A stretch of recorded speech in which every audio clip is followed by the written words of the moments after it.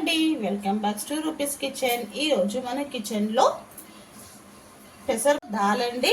దీన్ని తీయపప్పు అనొచ్చు, చప్పటి పప్పు కూడా అంటారండి. దీన్ని మిఠా దాల్ అని. దాని తయారీ విధానం చూద్దామా. ముందుగా ఒక 2 కప్స్ ఆఫ్ పెసరపప్పు తీసుకొని దీన్ని బాగా ఫ్రై చేసుకోవాలండి. ఫ్రై చేసుకుంటే దాల్ టేస్ట్ చాలా బాగుంటుందండి.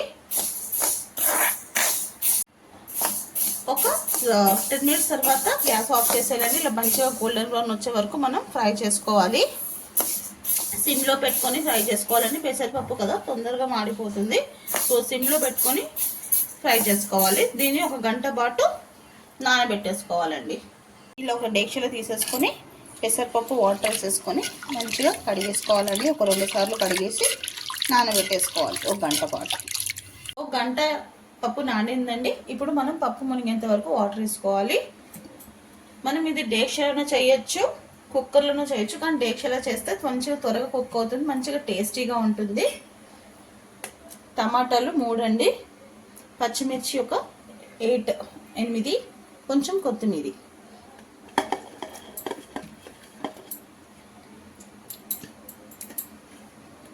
పెసరపప్పు కదండి, త్వరగానే ఉడికిపోతుంది.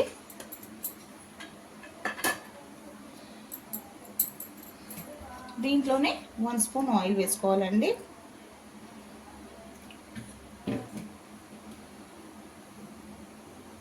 ఒక 1/2 స్పూన్ పసుపు,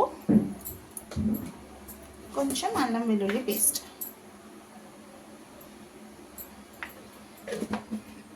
ఒక 1/2 స్పూన్ అంతా అల్లం వెల్లుల్లి పేస్ట్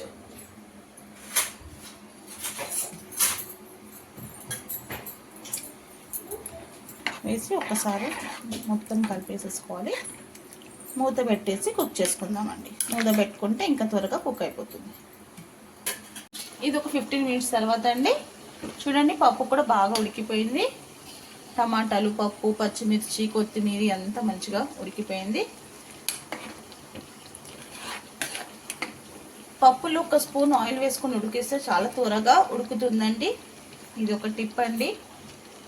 ఇది తెలియని వాళ్ళ గురించి, తెలిసిన వాళ్ళ గురించి అయితే ఓకే, తెలియని వాళ్ళ గురించి ఇది. ఇంకొక 2 మినిట్స్ ఉడికిచ్చేసుకుంటే తాలింపిచ్చేసుకుందాం. ఇప్పుడు పప్పు ఉడికిపోయింది కదండి. దీనికి టేస్ట్కి తగినంత సాల్ట్ వేసేసుకోవాలి. నేను 1 స్పూన్ వేసుకుంటున్నాను. సో మీరు ఒకసారి టేస్ట్ చూసుకుని మీరు ఎంత తింటారో దానికి తగినంత చూసి వేసుకోండి. ఒక్కసారి నా మాట వినండి, కుక్కర్లో కన్నా డేషర్ ఒక్కసారి చేసి చూడండి. ఎంత టేస్ట్ ఉందంటే అంత టేస్ట్ ఉంటుంది. ఇలా పప్పు ఉడికిపోయింది. ఇంకా ఉప్పు కూడా వేసేసుకున్నామండి. ఇంకా గ్యాస్ ఆఫ్ చేసేసుకుందాం. పోపుకి ప్రిపేర్ చేసేసుకుందాం.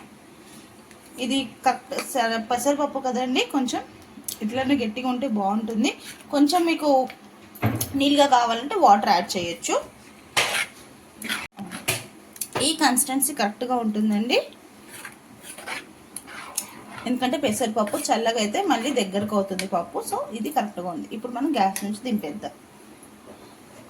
ఇప్పుడు పోపు వేసుకుందామండి. చిన్న ప్యాన్ తీసుకొని దాంట్లో ఒక 2 స్పూన్స్ ఆయిల్,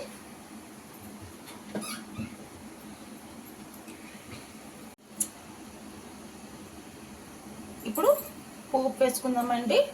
ఒక చిన్న కడాయి పెట్టుకొని దాంట్లో ఒక 2 టేబుల్ స్పూన్ ఆయిల్ వేసుకొని దాంట్లో ఆవాలు, జీలకర్ర 2 కలిపి 1 స్పూన్,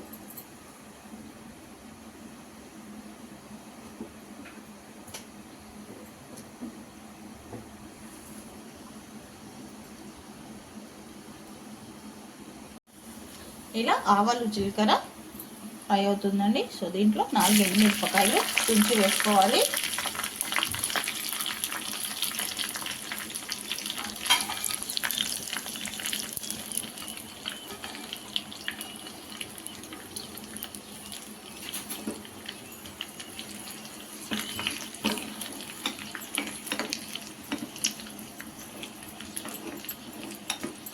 ఇలా ఎండుమిరపకాయలు కూడా బాగా కలర్ చేంజ్ వరకు ఫ్రై చేసుకోవాలండి. కరివేపాకు,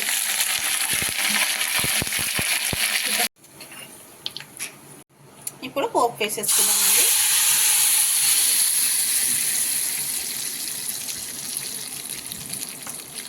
చూడటానికి ఎంత టెంప్టింగ్గా ఉంది కదండి పప్పు.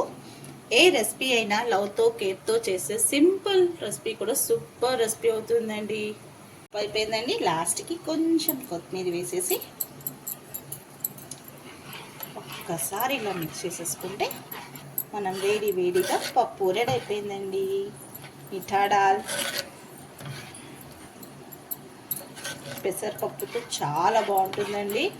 పెసరపప్పు కాదండి, కందిపప్పుతో కూడా ఇలా మనం డేక్షలో చేసుకోవచ్చు. గిన్నెలో చాలా బాగుంటుంది. మన వీడియోలో ప్రీవియస్ వీడియోలో ఉందండి, మీరు వెళ్ళి చూడండి.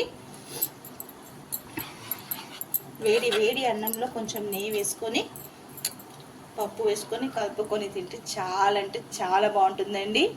ఇంకా నాన్ వెజ్కి అయితే చికెన్, మటన్ మొన్న పోస్ట్ చేసిన వీడియోలో కూడా ఉందండి మటన్ ఫ్రై. ఇంకా మన వీడియోలో ఉందండి చికెన్ ఫ్రై. అలా చేసుకొని కూడా తింటే చాలా అంటే చాలా బాగుంటుంది.